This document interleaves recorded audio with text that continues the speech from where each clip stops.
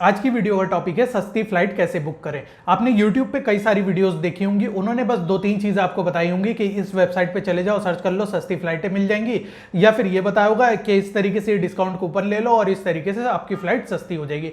ये चीज है, बट ये चीज आपके बिल्कुल लास्ट में काम आएगी जब आप फ्लाइट को बुक करेंगे। अभी आपको बुक करने से पहले सस्ती फ्लाइट को ढूंढना है, और ढूंढने का तरीका ये नहीं है कि आप किसी भी वेबसाइट पे चले जाओ और आपको सस्ती फ्लाइट मिल जाएगी ना। सस्ती फ्लाइट ढूंढने का एक पूरा क्राइटेरिया होता है। अब यहां पर मैं बता दूं कि जो तरीका मैं आपको बताने वाला हूं, यानी कि अगर आपने ये वीडियो पूरी देख ली तो YouTube पे आपको कोई दूसरी वीडियो देखने की जरूरत ही नहीं पड़ने वाली है, क्योंकि मैं इस वीडियो में सारी बातें क्लियर कर दूंगा। और दूसरी चीज, मुझे अपनी बातों पे इतना कॉन्फिडेंस इसलिए है क्योंकि मेरा दोस्त जो है वो आईटा सर्टिफाइड ट्रैवल एजेंट है, तो मुझे जो जानकारी मिलती है उससे मिलती है, प्लस मैं कई सारे देश खुद भी ट्रैवल कर चुका हूं और मुझे इस चीज का एक्सपीरियंस भी है कि सस्ती फ्लाइट को कैसे बुक करें। तो सबसे पहले आपको यह समझना होगा कि फ्लाइट के जो रेट हैं वो किस चीज पे डिपेंड करते हैं। यहां पे 3 फैक्टर पे डिपेंड करते हैं। सबसे पहला है फ्लाइट कौन से एयरपोर्ट से उड़ेगी और कौन से एयरपोर्ट पे लैंड करेगी, इस पे फ्लाइट रेट डिपेंड करते हैं। दूसरा, इस रूट पे कितनी डिमांड है, यानी कि अगर इसी रूट पे जो आपने रूट सोचा है, मान लीजिए दिल्ली से दुबई का रूट आपने सोचा है और इस पे डिमांड है ज्यादा, यानी कि लोग बहुत ही ज्यादा ट्रैवल कर रहे हैं, तो उस केस में भी यहां पे फ्लाइट के रेट होंगे ज्यादा। अगर डिमांड कम है तो रेट होंगे कम। तीसरा फैक्टर है कि एयरलाइन लो कॉस्ट एयरलाइन है या फिर फुल कैरियर एयरलाइन है। तो लो कॉस्ट एयरलाइन में खाना नहीं मिलता और काफी सारी सर्विसेज वगैरह कम हो जाती हैं। तो फ्लाइट के जो भी रेट होते हैं वो इन 3 फैक्टर पे डिपेंड करते हैं। अब इन तीनों फैक्टर का इस्तेमाल करके कैसे आपको फ्लाइट सर्च करनी है, सबसे मेन मुद्दा है ये। तो सबसे पहले यहां पर यह समझ लीजिए कि हर देश की जो कैपिटल होती है वहां से ज्यादातर फ्लाइट उड़ती हैं और वहीं पर सबसे ज्यादा फ्लाइट लैंड करती है। मगर इसका मतलब ये नहीं है कि वहां पर सबसे ज्यादा सस्ती फ्लाइट मिल सकती हैं, वहां पे मिल भी सकती हैं और नहीं भी मिल सकती। आपको वो सारे एयरपोर्ट उड़ने के लिए भी और लैंड करने के लिए भी सिलेक्ट करने हैं जहां से सबसे ज्यादा फ्लाइट जो है आना जाना होता है। जैसे हमारे यहाँ दिल्ली और मुंबई, ये 2 एयरपोर्ट ऐसे हैं जहां पर सबसे ज्यादा फ्लाइट उड़ती भी हैं और आती भी हैं। सबसे पहले नंबर पे दिल्ली है, दूसरे पे मुंबई है। अगर आप दिल्ली मुंबई नहीं जा सकते तो अपने आसपास के जो भी एयरपोर्ट है उनको कंसीडर कर सकते हैं, बट आप रेट में डिफरेंस देखने के लिए इनके साथ भी चेक करिएगा। अब यहाँ पे सेकंड एयरपोर्ट है जहां आप लैंड करेंगे। अब लैंड करने वाले में भी मसला है, लैंड करने वाले में भी यही मसला है कि आपको अपना कैपिटल का भी एयरपोर्ट कंसीडर करना है और कैपिटल के अलावा भी जो मेजर एयरपोर्ट है जहां सबसे ज्यादा फ्लाइट उड़ रही है, लैंड कर रही है, उस एयरपोर्ट को भी कंसीडर करना है। जैसे कि मान लीजिए मैं मोरक्को गया था, तो वहां की कैपिटल है रबत। तो रबत में जाहिर सी बात है फ्लाइट रेट जो है कम होने चाहिए क्योंकि वहां फ्लाइट ज्यादा आती जाती है, बट ऐसा नहीं है। वहां पे एक शहर है कासाब्लांका।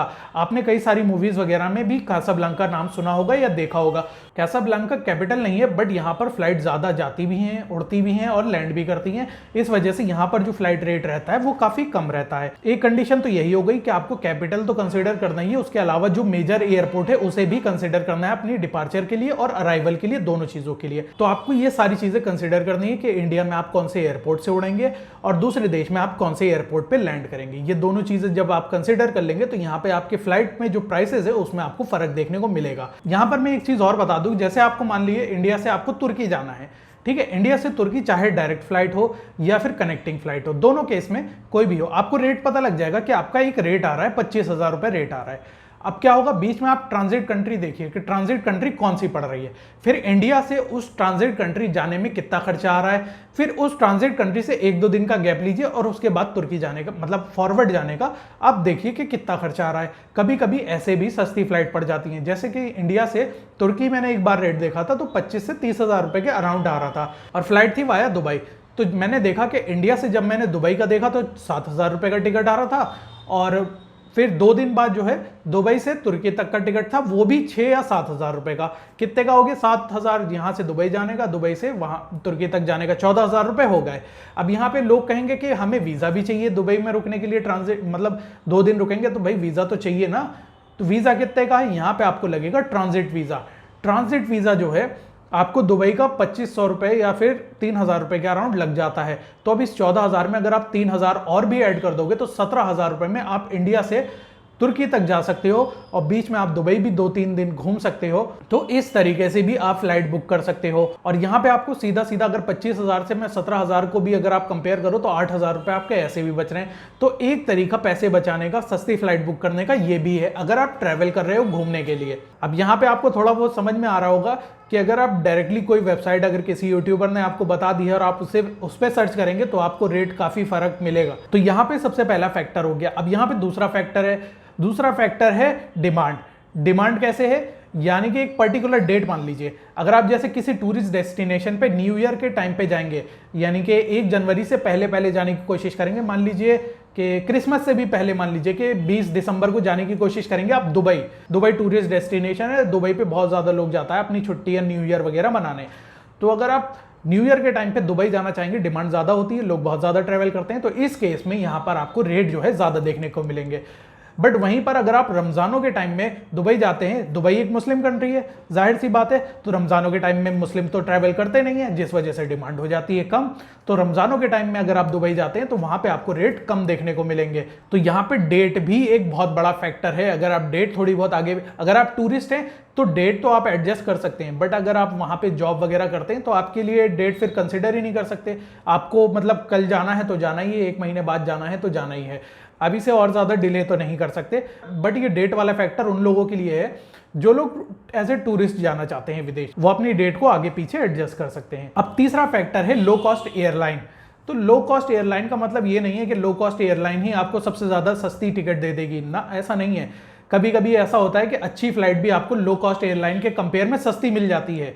तो यहाँ पे लो कॉस्ट एयरलाइन वाला चक्कर में तो आप पड़िए ही मत। अब यहाँ पे मैं आता हूँ मेन मुद्दे पे कि टिकट बुक कैसे करना है। तो यहाँ पर आपने जो वेबसाइट वगैरह दूसरे यूट्यूब चैनल में आपने सुनी होगी कि इस वेबसाइट पे चले जाओ, ऐसे ऐसे सर्च कर लो, तो उसी तरीके की एक वेबसाइट मैं आपको बताता हूँ। उस वेबसाइट का नाम है skyscanner.com। इस तरीके की और भी वेबसाइट है, उनका भी आप इस्तेमाल कर सकते हैं। तो skyscanner.com वेबसाइट पे या फिर इसमें की जो भी वेबसाइट है, उनमें क्या होता है, जब आप अपना डिपार्चर का एयरपोर्ट डालते हो और अराइवल का एयरपोर्ट डालते हो और उसके बाद डेट सेलेक्ट करने के बाद जब अपनी फ्लाइट को सर्च करते हो, अलग अलग वेबसाइट से, अलग अलग ट्रैवल एजेंसी से रेट कंपेयर करके आपको शो करता है कि ये वाली ट्रैवल एजेंसी आपको ये प्राइस दे रही है इस फ्लाइट का, ये वाली ट्रैवल एजेंसी ये फ्लाइट का प्राइस दे रही है।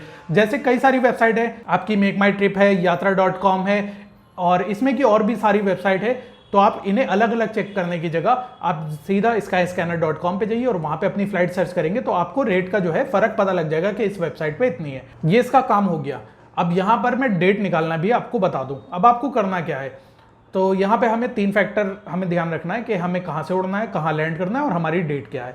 तो मैं किस तरीके से बुक करता हूँ ये मैं आपको बता दूं। मैं जो एयरपोर्ट कंसीडर करता हूँ वो दिल्ली एयरपोर्ट ही करता हूँ, क्योंकि दिल्ली एयरपोर्ट मेरे घर से करीब है। सबसे पहले मैं मेक माई ट्रिप पे जाता हूँ। मेक माई ट्रिप पे जाने की मेरी एक वजह है, और वो वजह यह है कि मेक माई ट्रिप पे कोई फ्लाइट सर्च करे बिना ही प्राइस का एक अंदाजा मुझे मिल जाता है। मैं क्या करता हूँ, मेक माई ट्रिप पे गया, मैं जहाँ से डिपार्ट करूँगा उसका एयरपोर्ट डाला, जहाँ लैंड करूँगा वो एयरपोर्ट डाला। डालने के बाद यहाँ पे डेट पे मैं जैसे ही क्लिक करूंगा उस रूट का जो भी रेट चल रहा है यहाँ पर शो करने लगेगा, डेट के नीचे प्राइस लिखा हुआ आने लगता है।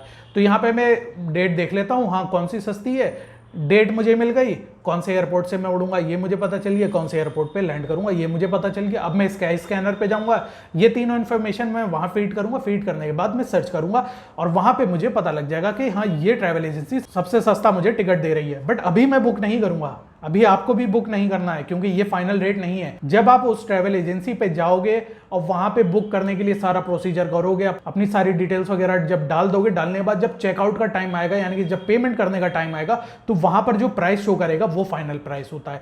ध्यान रखिएगा, ये जो टिकट के प्राइस दिखाए जाते हैं यहाँ पे इन ट्रैवल एजेंसीज के चार्जेस जुड़े हुए नहीं होते हैं। जब आप चेकआउट के टाइम जाते हैं, पेमेंट करने जाते हैं, तो वहां पे इन ट्रैवल एजेंसीज का जो अमाउंट होता है वो जुड़ के आता है। तो आपको ये अमाउंट कंसीडर करना है, ठीक है। ये आपको पता लग गया कि इतने की आपको फ्लाइट पड़ेगी। अब आपको ये सारी डिटेल्स लेकर जाना है अपने आसपास के ट्रैवल एजेंट के पास। एक चीज का ध्यान रखिएगा कि सारी चीजें ऑनलाइन ही सस्ती नहीं होती, कुछ चीजें आपका ट्रैवल एजेंट भी सस्ता कर सकता है। तो आप ये सारी डिटेल्स लेकर जाइएगा, आप कहाँ से उड़ेंगे, कहाँ लैंड करेंगे, डेट आपको पता है, प्राइस भी आपको पता है, बस ट्रैवल एजेंट को आपको प्राइस नहीं बताना है, ये सारी चीज़ें आपको बताना है। फ्लाइट बताना चाहें आप बता सकते हैं कि फ्लाइट का नंबर ये है, फ्लाइट की डिटेल्स ये है।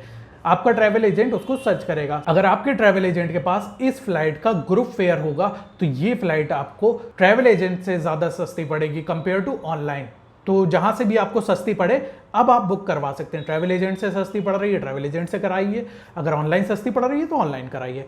तो ये एक पूरी वीडियो थी और 10-12 मिनट की ये वीडियो हो चुकी है, काफ़ी लेंदी ये वीडियो हो चुकी है। बट ये वीडियो अगर आपके समझ में आ गई है तो आपको दूसरी कोई भी वीडियो देखने की ज़रूरत नहीं है।